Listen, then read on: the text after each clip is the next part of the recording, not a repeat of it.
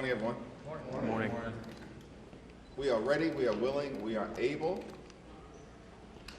to find a bipartisan path forward and reaching a spending agreement that actually keeps the government open, but meets the needs of the American people in terms of their health, their safety, and their economic well-being, related to lowering the high cost of living as opposed to allowing tens of millions of Americans to experience dramatically increased healthcare costs.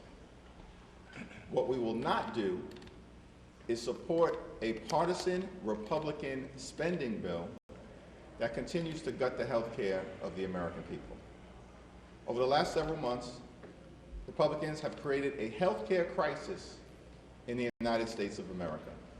Largest cut to Medicaid in American history, triggering the possibility of a $536 billion cut to Medicare if Congress does not act because of what happened with the One Big Ugly Bill.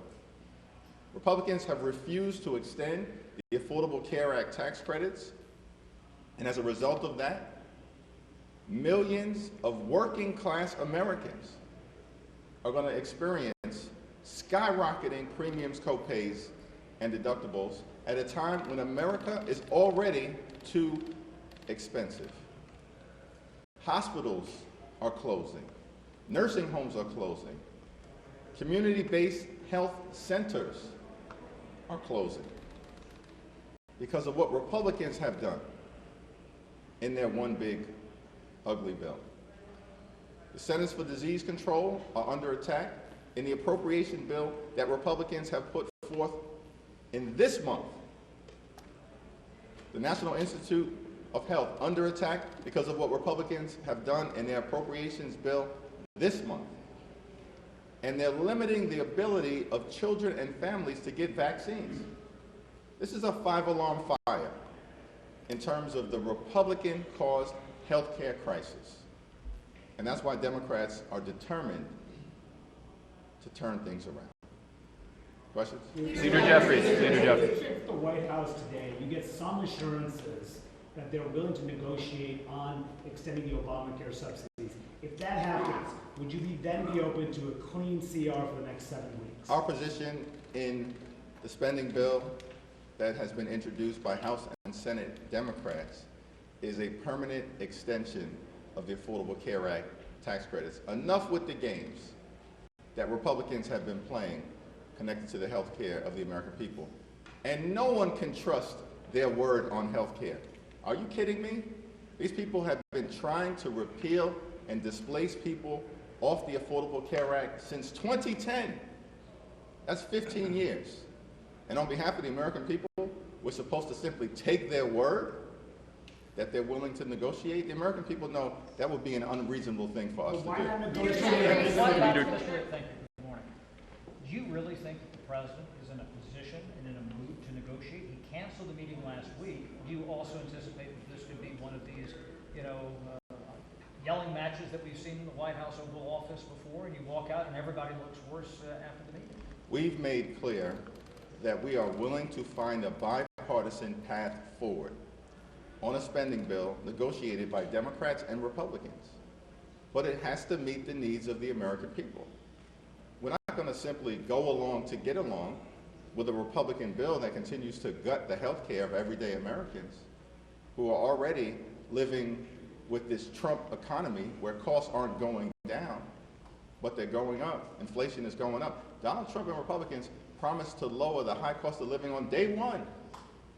That hasn't happened. But you think he's ready? And now we're on the brink of tens of millions of Americans literally experiencing premiums that are going to increase by thousands of dollars a year. This is going to cause people to fall into medical bankruptcy. That's not acceptable in the wealthiest country in the history of the world. Leader Jeffries. One of my colleagues spoke with the president just yesterday. He basically said that unless you, as Democrats, back down off of your position, a shutdown is likely. Specifically, he said, I just don't know how we are going to solve this issue of Democrats. He says they're not interested in fraud, waste, and abuse. And then with respect to healthcare, he says that basically it's got to address immigration and border-related matters. Otherwise, it's just not acceptable to us. So can you specifically respond to that, and are you open to compromise? We've said from the beginning that we're willing to find a bipartisan path forward, and our line in the sand is the bill has to help everyday Americans, not hurt everyday Americans. Let's be clear about what this group of people have done. This one big ugly bill that Republicans passed, they're telling the American people what they're all about. Largest cut to Medicaid in American history, ripping food from the mouths of hungry children, hungry seniors, and hungry veterans, and they did all of that to reward their billionaire donors with massive tax breaks. That's what Republicans have been all about in terms of governing this year. And we're not down with any of that. It's not complicated. So our view is, yeah, we'll find a bipartisan path forward to meet the needs of the American people, starting with health care and lowering the high cost of living, because we're in a health care crisis right now. Let me address the continued effort to try to misrepresent the Democratic position. In fact, Republicans are lying because they know they don't have the high ground. They have a weak position because they're trying to continue to hurt the American people. Federal law prohibits the expenditure of taxpayer dollars on providing health care to undocumented immigrants. Nowhere have Democrats suggested that we're interested in changing federal law. The question for the president is whether he's interested in protecting the health care of the American people. Leader Jeffries. Leader Jeffries. Can you talk a little bit about your approach to the meeting today, given the fact that you've not met the president face-to-face like this before? And then secondly, the idea as you talk about a five-alarm fire, do you have a concern that if the government shuts down, it only makes the five-alarm fire worse? Here's the thing. Republicans control the House and the Senate, and there's a Republican president. If the government shuts down, it's because Republicans want to shut the government down. We've been in a five-alarm fire since January 20th. Mass firings have occurred since January 20th. They've triggered an environment where costs are going up, not down, despite their promise to change that dynamic. All the things that make America the great country that we are actually under assault.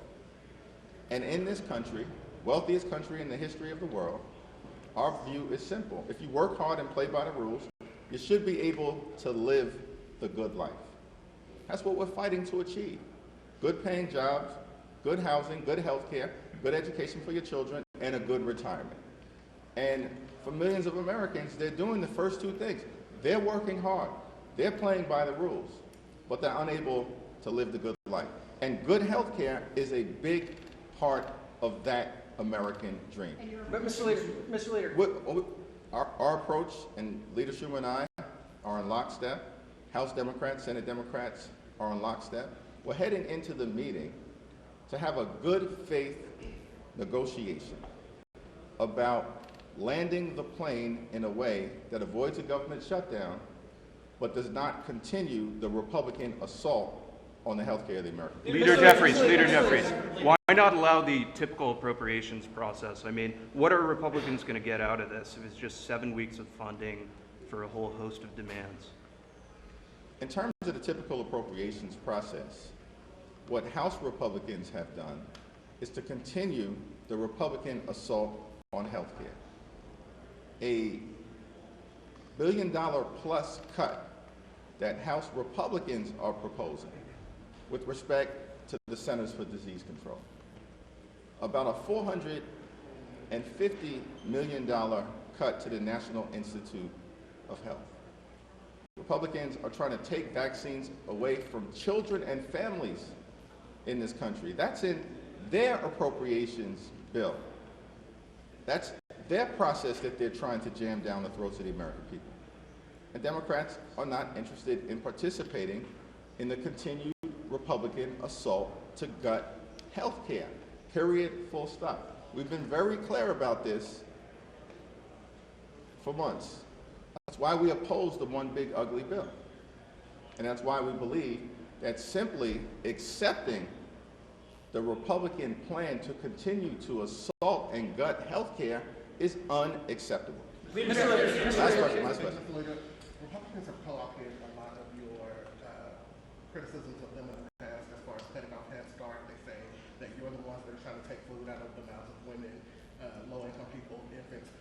Are you confident that Democrats, if the government shuts down, will continue to be able to convince the American people of your position that it is the Republicans that are shutting down the government when they're saying, hey, we're giving you what you want. You're the ones that are going to hurt the American people by shutting the government down? The Republicans are trying to jam a spending bill down the throats of the American people. That was a partisan spending bill that Democrats in the House strongly opposed in March because it hurt veterans, hurt children, hurt seniors, hurt housing affordability, hurt child care, and it hurt the health of the American people. That's why we opposed the partisan Republican spending bill in March. If the Republicans were interested in finding bipartisan common ground around a spending bill, then the baseline should actually be the bill that had strong bipartisan support in December, signed into law by President Joe Biden.